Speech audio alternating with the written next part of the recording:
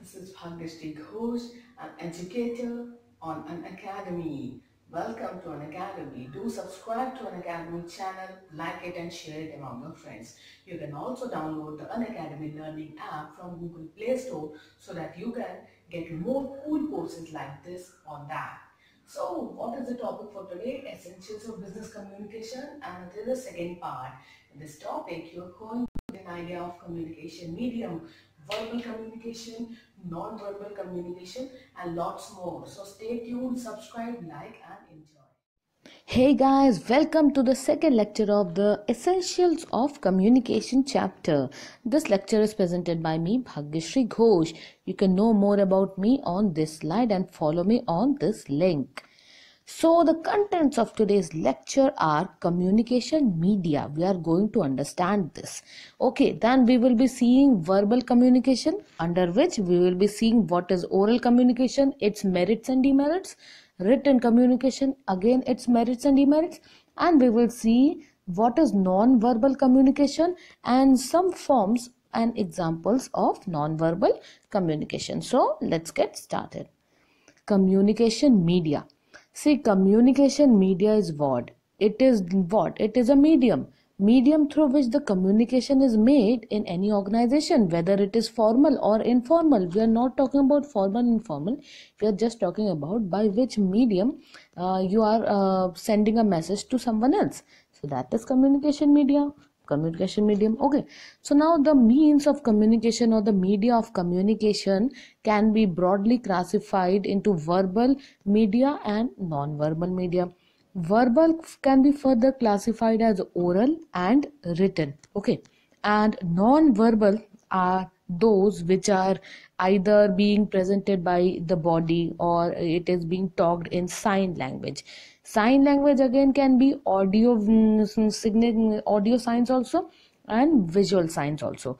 So if we talk about which form of communication is more important, see, although verbal form of communication is legally more important and more valid, but non-verbal communication is also a little has lots of emphasis, not little one, it has lots of emphasis, because it actually actually shows from the expression, from various expressions, from the signs, signals, that what is actually going on in the mind. Means if the person is speaking something and its body language is the opposite of what he is speaking, so it can be a little bit doubtful whether the person is speaking it right or not. So such a way, there are lots of things non-verbal. Sometimes it happens that even in a contract, right, even legally also, there is no verbal communication done, but is non-verbal communication done. So in such a case, we will be considering non-verbal communication also. Yes. Let us take an example. The Indian Contract Act 1956. Okay, it is a valid act. Okay, right. So as per this act, if a person gives his hand and calls a taxi, okay, and okay, let's take calls a bus, okay, and the person and the bus driver stops the bus and the person sits inside the bus and the bus starts moving. So here the person didn't say that I want to go here or I want to go there, but he just sat on the bus and the bus started moving. And wheresoever the person wanted, the person whichever stop he wanted, he began to get down without saying anything. And then the conductor says that you have to give the ticket.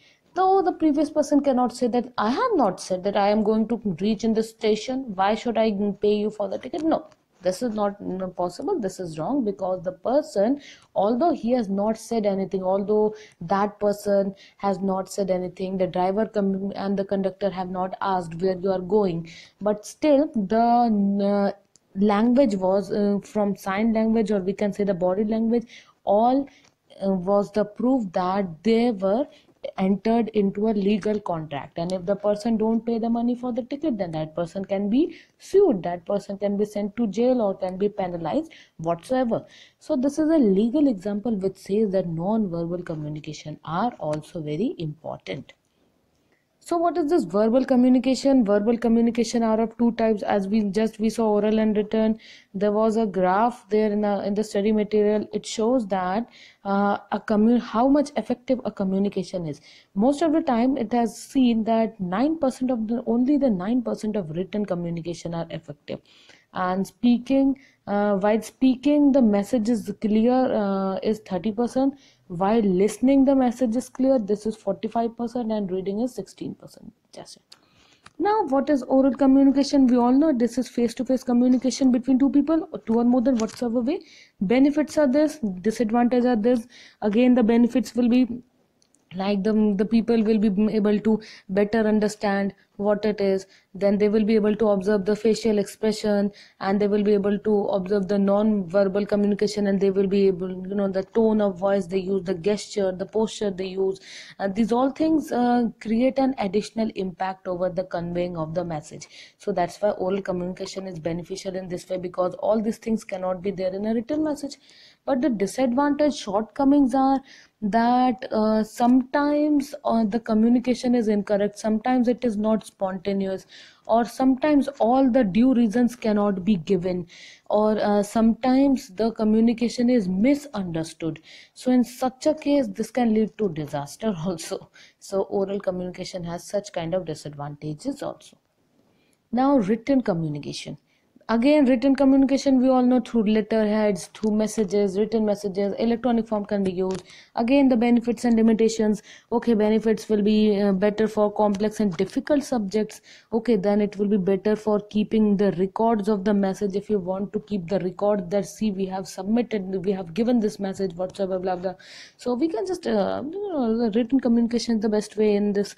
Then it also provides an opportunity to refer back. To refer back means that while talking further, we can refer that, see, on before so many days there was a notice given to you in written, right? So it acts like a proof, okay, that we can refer it. Then they can be read at the receiver's convenience whensoever the receiver want. The means it is not, if it is urgent and the receiver is not in a position to hear the message, then it is a disadvantage for oral message. But for the written message, okay, he is having the communication written somewhere, so he can read it even after some time, so it can be at his pleasure, at his convenience. Then it can be revised also before final transferring of the message. If some correction is there, it can be done in the written communication. It can be circulated easily. Okay, limitations are that we don't know whether the message is read or not. Okay, then impersonal and remote. It is a kind of old remote, kind of rare, not rare, it is a kind of such message which is highly impersonal. We cannot just see what kind of facial expression the person is having while writing the message. So and in such a case, again, immediate feedback is not available. Again, either they will call the person and ask them what is the feedback, or they will again say, okay, reply me back, or all the things. So immediate feedback is not available. And reader is again not helped by non-verbal cues. Okay, because we all know that non-verbal cues also helps a lot in understanding and decoding the message, right? Then people do not like reading, especially. Lots of people are there, I am also one of the people, right? Generally human beings have a tendency to read less, actually they want to save time there, and means people have to read because they want to know each and everything. But many a times a message which is not that much required to be read, means which is a very long message, and each and every instructions are there, so sometimes it gets a little bit boring also. So sometimes people don't want to read, so this is one of the limitation of a written communication. So next one, we have seen the verbal communication, right? Oral and written are classified under it. Now, what is a non-verbal communication? Again, we have discussed the non-verbal communication, right? It conveys relational messages among the people, right? It conveys our feelings about another person, as well as our status and power, etc. Non-verbal communication can also be directly related to the body language of any person. And non-verbal communication refers to the way of talking, body contact, posture, facial expression, appearance, closeness, eye movement, head movement, sound, hand movement, etc. So this is all about the non-verbal communication, and this is all about this lecture. So I hope you like this quick and fast lecture. If you like the lecture, and if you have not yet followed me, do follow me. If you have liked the lecture, do a vote. Enroll in the course if you have not yet enrolled, because you will get the timely notification for enrollment. Rate a 5-star, give some star rating, at least it gives me motivation to perform well, right? And it gives me motivation to bring more and more courses. Comment any of your queries, doubts, suggestions if you have, and share the videos among your friends, because what is the mantra here? The mantra is sharing is caring, right? This link you can follow me here. So thank you. This is Bhagyashree signing off from Unacademy.